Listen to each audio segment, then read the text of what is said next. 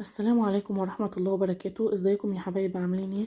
ان شاء الله بإذن الله تعالى هناخد التنوين، تنوين بالفتح. احنا قلنا ان التنوين هو عبارة عن 3 انواع: تنوين بالفتح وتنوين بالكسر وتنوين بالضم. ان شاء الله هنشرح على القناة عندي التنوين بالفتح. ولازم نكون عارفين ان التنوين بالفتح، التنوين بالفتح هو الوحيد اللي بنضيف له ألف، تمام. انما في التنوين بالكسر او التنوين بالضم احنا مش بنضيف له اي حاجه. طيب، في حالات استثنائيه الالف ده مش بنضيف له حتى في التنوين بالفتح. اللي هي ايه الحالات الاستثنائيه؟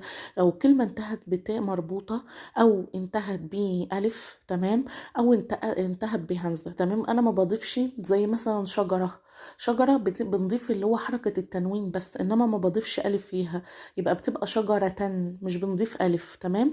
هي دي الحالات المستثنى منها ان انا اضيف الالف، تمام. يا ريت على القناه عندي